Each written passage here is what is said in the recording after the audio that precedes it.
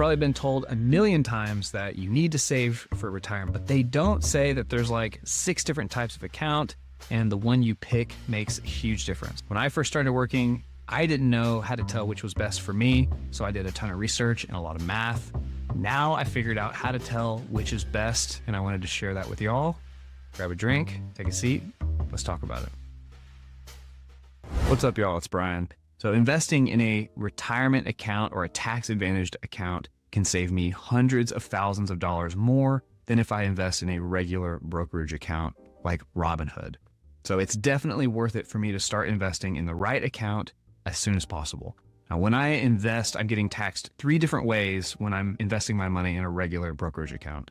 First, when I make my money, I'm paying income tax. Then as I invest, if those investments are paying me any dividends, or if I have to sell one investment to buy another, if I want to make any changes or rebalances, every time I do something in that account, I'm going to have to pay taxes on the gains. And then finally, 40 years later, when I'm ready to sell those positions and then live off of the money, I have to pay taxes again on the gains. So it's 3 different times I pay taxes. Whenever I invest in a tax-advantaged account, I'm getting to save on 2 or more of those instances of paying taxes. With the Roth IRA, similar to a brokerage, I still pay taxes on my income tax. But then when I invest that money into the Roth IRA, I don't pay any taxes on dividends, or if I buy and sell shares to rebalance, or if I want to just change my positions within the Roth IRA, I don't pay any taxes on that. And then finally, when I sell those stock 35 years later, when I'm ready to spend the money, I get to pull it out tax-free.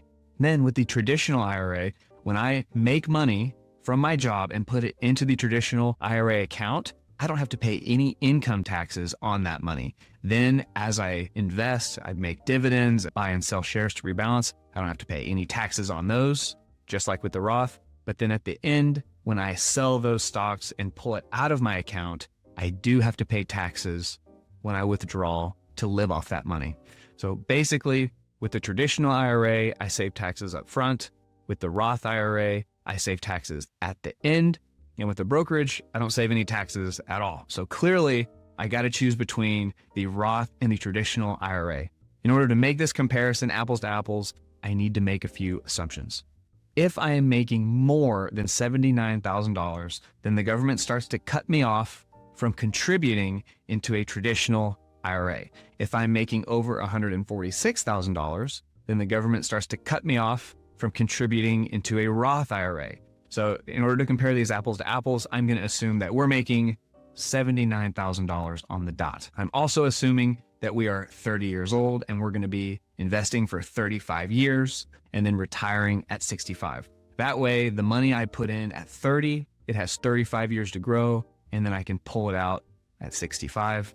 The money that I put in at 31 has 35 years to grow, and I'll pull it out at 66. So just a way to make this easier to do the math. Every chunk of money grows for 35 years. And that's not a bad assumption, because if I invest for 35 years, that means I have 35 years of living expenses.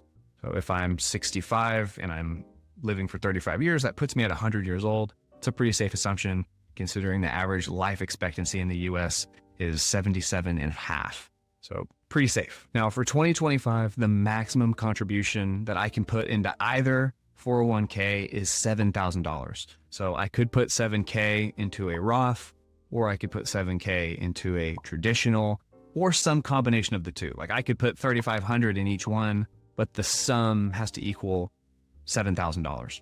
So in this case, I'm going to be making the assumption that I only have $5,000 in my budget that I can invest into an IRA every year. And I'm going to be comparing putting all of that money into a traditional or all of that money into a Roth. So I'm assuming with my salary of $79,000 per year, I have $65,000 in expenses, whether that's rent, groceries, utilities, vacation, that's what I'm spending. So if I'm investing in my Roth IRA, this is how it looks. I make $79,000 from my job. Then I pay about $9,000 in taxes on 79K, which brings me down to 70K. Then after spending $65,000 on my living expenses, I have $5,000 left to invest. And I'm trying to figure out what's the best thing I can do with that $5,000. If I put it into the Roth, that's the end of the story. It goes in there. I've got 5K in my Roth, and now it's going to grow over time. If I put it in my traditional IRA, things change up a little bit because money in the traditional IRA is put in there before paying taxes, and it shields that money from being taxed. So if I go back, I'm making 79K. Instead of paying taxes first, I put 5K into my traditional IRA, and now I'm only paying taxes on about $74,000. So before, when I was paying taxes, I had to pay about 9K in taxes. Now I only have to pay about 8K in taxes. So now I'm left with $66,000, and I'm only spending $65,000 on my living expenses. So I've got this extra $1,000. What am I going to do with it? In this case, I'm going to put it into my traditional IRA. So because of the tax savings, I'm able to put more money in the traditional IRA up front. So what does it end up being? It ends up being $6,410 exactly going into my traditional IRA. And then I still end up with $65K to spend throughout the year. The traditional IRA has a head start, and it's going to grow a little bit more over the 35 years. So what does it actually grow to? I'm going to use the historical average stock market returns, which is 10. And then I'm going to account for inflation, which is 3%. So I'm going with an average annual return of 7%. So we can account for the average growth and the average inflation. I'm going to do that with both the traditional and the Roth. So after 35 years, the $6,410 in the traditional IRA becomes $68,437, while the $5,000 in the Roth IRA becomes $53,383. But when I'm withdrawing this money, I now have to pay taxes on the traditional IRA, but I do not have to pay taxes on the Roth IRA. So I'm 65 years old, which means I also have to account for Social Security. If I made 79K and adjusted that for inflation throughout my life, my Social Security benefit would be $28,476, roughly. The traditional IRA, I have a total yearly income of $96,913. And then after paying taxes, I end up with $84,918.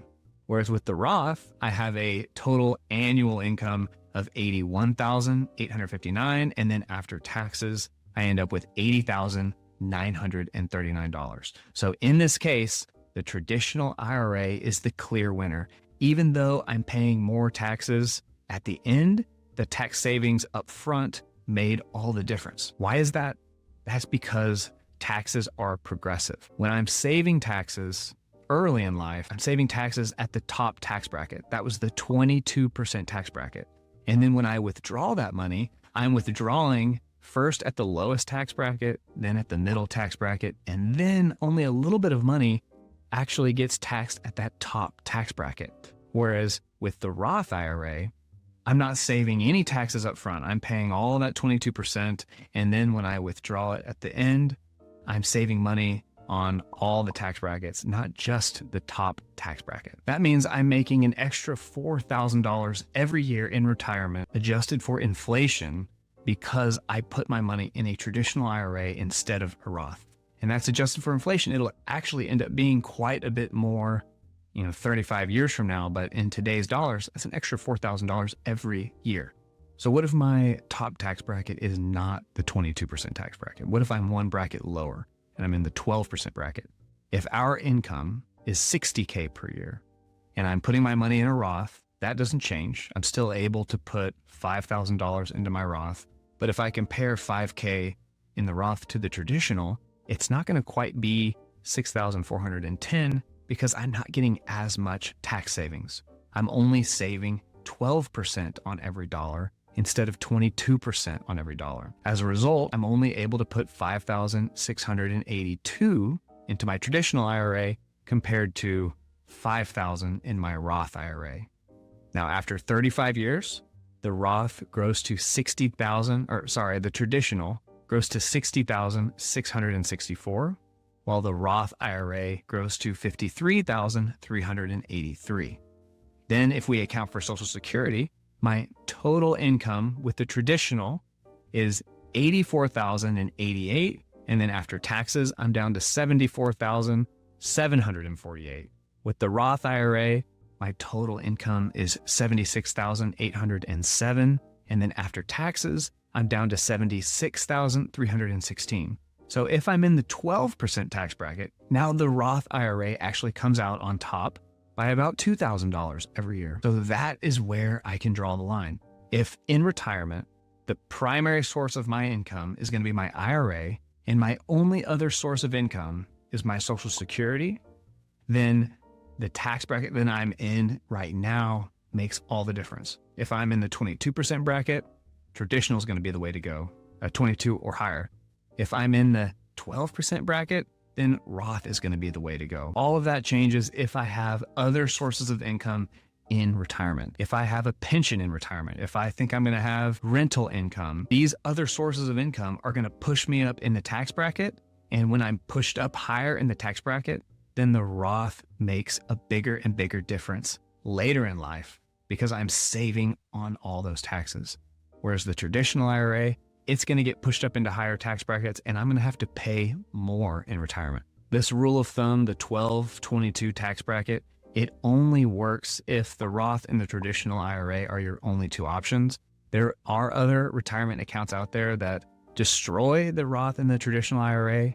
If you're curious, check out this video right here where I talk about one of those accounts. Cheers.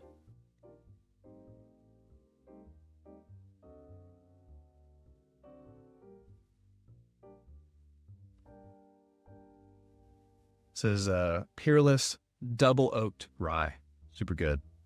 Spicy from the rye, double oaked, so it's nice and sweet. Cheers.